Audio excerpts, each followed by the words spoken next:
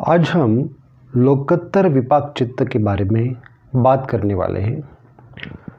लोकोत्तर विपाक चित्त है जिसमें पहला चित्त है सोतापत्ति फल चित्त, दूसरा है सकदागामी फल चित्त, तीसरा है अनागामी फल चित्त और चौथा है अरहत फल चित्त।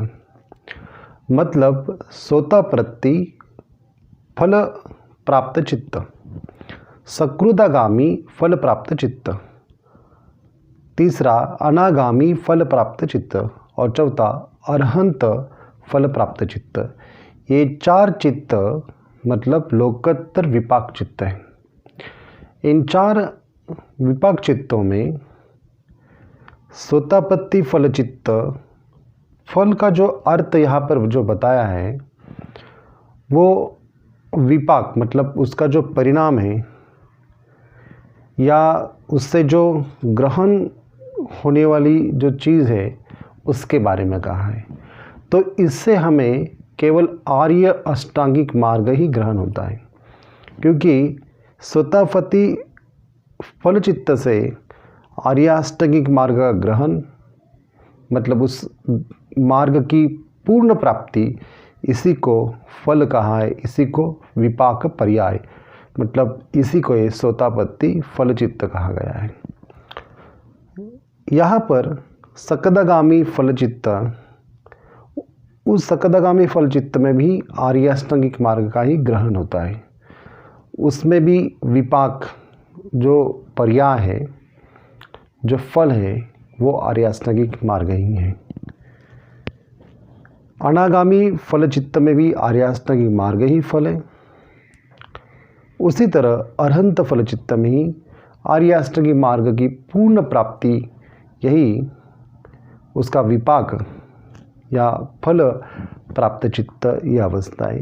ये चार जो चित्त की अवस्था है जो कि लोकोत्तर भूमि में होने वाली चित्त की अवस्था है। इसका कामावचार, रूपावचार और रूपावचार भूमि में इस प्रकार की प्रक्रिया नहीं होती। ये लोकोत्तर इन लोकों से, इंद्रिय जगों के परे इस प्रकार की चित्त की अवस्था बनती रहती है। यहाँ पर बाकी फल चित्तों का ऐसा ही समझना चाहिए। मतलब जो यहाँ पर फल शब्द से विपाक पर्याय अष्टांगिक मार्ग का ग्रहण होता है, इसी तरीके से इन बाकी तीन चित्तों को भी उसी तरीके से समझना चाहिए। विपाक चित्तों की समानता रूपावचार, अरूपावचार एवं लोकोत्तर कुशल चित्त अपने समान ही फल देते हैं। मतलब रूपावचार, अरूपावचार एवं लोकोत्तर कुशल चित्त अपने समान ही फल देते, अंततः कुशल चित्तों एवं विपाक चित्तों की संख्या समान होती है। इसमें कुशल चित्त और विपाक चित्तों की संख्या समान होती है।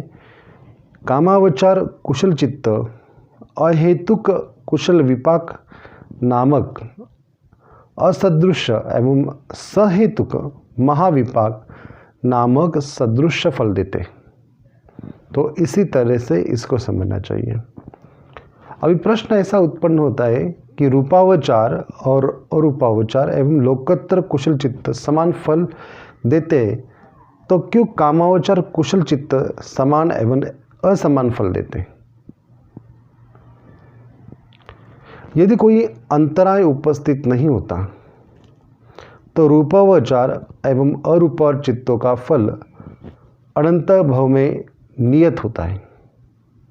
मतलब मृत्यु के बाद और जन्म लेने के पहले जो अंतराय होता है, जिसको अंतराभव भी कहते हैं, उस अंतराभव में जिस तरह चित्त का जो परिणाम आता है उसे अंततः उसी तरीके से सदृश फल वो देते हैं। लोकोत्तर कुशल चित्त भी अपने उत्पाद के अव्यवहित समांतर द्वितीय क्षण में ही नियत फल देते हैं। अंततः इसका विपाक भी सदृश होता है, समान होता है।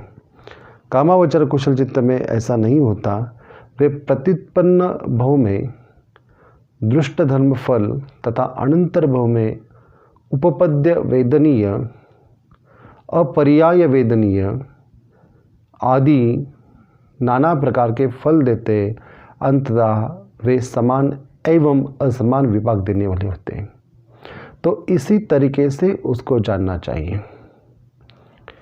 क्योंकि कुशल चित्त में प्रत्युत्पन्न भव में मतलब भविष्य काल में जो उत्पत्ति होती है उसका दृष्ट धर्म फल तथा अनंतर भव में उपपद्य वेदनीय, अपर्याय वेदनीय आदि नानाविध फल वह देते, इसलिए उनको समान और असमान विपाक मतलब परिणाम देने वाले कहते हैं। तो इसमें जो आर्य अष्टांगिक मार्ग को हम ग्रहण करते हैं, तो आर्य अष्टांगिक मार्ग को ग्रहण करते समय सम्यक दृष्टि, सम्यक संकल्प, सम्यक वाचा, सम्यक व्यायाम, सम्यक स्मृति, सम्यक समाधि और सम्यक कर्मांत, इस तरीके से जो आर्य अष्टांगिक मार्ग की श्रृंखला जो बताई है, तो ज़्यादातर यहाँ पर जो जोर होता है वो सम्यक दृष्टि, सम्यक व्यायाम, सम्यक स्मृति और सम्यक समाधि, इन 4 प्रज्ञेंद्रियों पर होता है। मतलब ये 4 प्रज्ञेंद्रिय, वीरेंद्रिय, स्मृति इंद्रिय एवं समाधि इंद्रिय हैं। ये इंद्रियां सोतापत्ति मार्ग के क्षण में मंद तरीके से होती है, सकृतगामी मार्ग के क्षण में तीक्ष्ण होती है, अनागामी मार्ग के क्षण में तीक्ष्णतर होती है और अनंत मार्ग क्षण में तीक्ष्णतम होती है। अंततः मार्ग के एक होने पर भी इंद्रिया के मंद, तीक्ष्ण, तर और तम के भेद से ये 4 प्रकार का होता है। इसलिए सम्यक दृष्टि मतलब 4 आर्य सत्यों की जो दृष्टि है, 4 आर्य सत्यों का यथावत जो जानना है, वो इन 4 लोकोत्तर विपाक चित्त में जाना जाता है और इसको एक तरीके से अनुभूत किया जाता है। उसी के साथ लगातार उसकी ओर हम लगे रहते हैं, उसको सम्यक व्यायाम करते हैं, लगातार बार बार उसके बारे में प्रयोग करना और उससे सोतापत्ति अवस्था को ग्रहण करना, सकृदागामी अवस्था को ग्रहण करना, और इसमें उस प्रकार की आर्य अष्टांगिक मार्गों को बार बार उसमें मन लगाते रहना, उसमें उसकी प्राप्ति करना, तभी सम्यक व्यायाम प्राप्त होता है। सम्यक स्मृति और सम्यक समाधि। सम्यक स्मृति जिसका मतलब वो जो 4 प्रकार की जो स्मृति है, जैसे कायानुपसना है, चित्तानुपसना है, वेदनानुपसना है और धम्मानुपसना है। तो इन चारों के प्रति की जो एक प्रकार की जो स्मृति की भावना है या मन का क्षण क्षण में उसी अवस्था में जागृत होना है, उस जागृति को सम्यक स्मृति कहा गया है। और ये प्रज्ञा इंद्रिय हम में विकसित होता है और इसी के साथ हमें समाधि की अवस्था प्राप्त होती है। समाधि का मतलब ही ये होता है कि जहाँ मन को केवल समाहित नहीं करते, मन को केवल शमत भावना में विकसित नहीं करते, मन को पूर्णतः विपස්සना भावना में विकसित होके जो प्रत्यक्ष ज्ञान की प्रक्रिया या प्रत्यक्ष प्रज्ञा की प्रक्रिया है वो प्राप्त होती है, उससे ही ये प्रज्ञा इंद्रिय विकसित होता है। तो समाधि, स्मृति, व्यायाम और दृष्टि एक प्रकार की प्रज्ञा इंद्रिय है और इन 4 विपाक फल चित्त में ये प्रवर्धित होती है और ये प्रवर्धित होते समय उस तरीके की अवस्था हमारे जीवन में उत्पाद होती है या निर्मित होती है।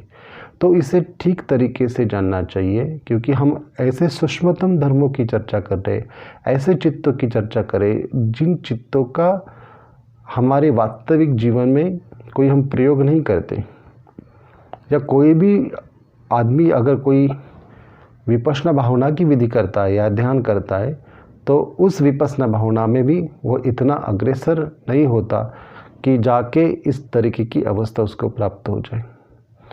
तो इसलिए उसकी भावना करने के लिए या उसको सूक्ष्मतम स्तर से विकसित करने के लिए ये अभिधम्मत्व संगोह का लोकोत्तर विपाक चित्त हम यहाँ पर देख चुके हैं, और इसके जो सूक्ष्मतम भेद है इसको हम हमारे अगले आने वाले जो लेक्चर सीरीज़ है उसमें हम देखेंगे। धन्यवाद।